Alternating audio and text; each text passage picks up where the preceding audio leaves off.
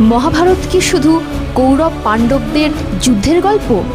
যদি তাই ভেবে থাকেন তাহলে আপনি মহাভারতের অর্ধেকও জানেন না। বেদব্যাস এই মহাকাব্যের নাম রেখেছিলেন জয়া, অর্থাৎ বিজয়ের কাহিনী।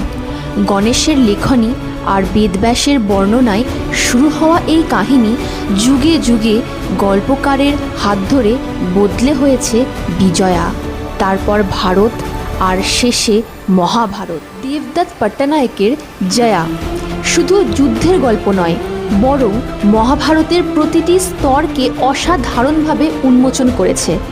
পরীক্ষিতের সর্পদংশনে মৃত্যু থেকে শুরু হয় জনমেজয়ের সর্পযজ্ঞ, তারপর ঋষি বৈশম্পায়নের মুখে পূর্বপুরুষদের ইতিহাস, সেখান থেকে শুরু হয় এই মহাযাত্রা। চন্দ্র, বুধ, পুরুরবা, ভীষ্মের আত্মত্যাগ, সত্যবতীর বংশ, পাণ্ডব কৌরবদের জন্ম, লাক্ষাগৃহ, হিড়িম্বা, দ্রৌপদীর স্বয়ম্বর, কৃষ্ণ, ইন্দ্রপ্রস্থ, পাশা খেলা, দ্রৌপদীর বস্ত্রহরণ, বনবাস, অজ্ঞাতবাস, ভগবদ্গীতা, কুরুক্ষেত্রের রক্তক্ষয়ী যুদ্ধ, গান্ধারীর অভিশাপ, কুন্তির গোপন সত্য, অশ্বত্থামার অভিশাপ, কলিযুগের সূচনা, কৃষ্ণের প্রয়াণ, দ্বারকার পতন, এমনকি কেন কৌরবরা স্বর্গে আর পাণ্ডবরা নরকে গেল, সব কিছুর গভীর ব্যাখ্যা রয়েছে এই বইয়ে। সবচেয়ে অবাক হয়েছি জেনে যে পাণ্ডবরা সবসময় নিখুঁত ছিলেন না, কুন্তি ছিলেন না অসহায়,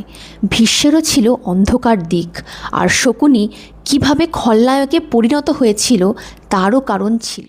এই বই আমাকে শিখিয়েছে ঈশ্বরের উপর বিশ্বাস আর কর্মফলের ন্যায় বিচারে আস্থা থাকলে নিরাপত্তাহীনতা আমাদের গ্রাস করতে পারবে না। মহাভারত আজও আমাদের জীবনেরই আয়না।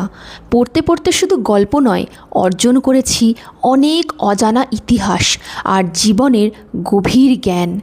এতটাই ভালো লেগেছে যে ভবিষ্যতে আবারও পড়তে চাই এই বইটি।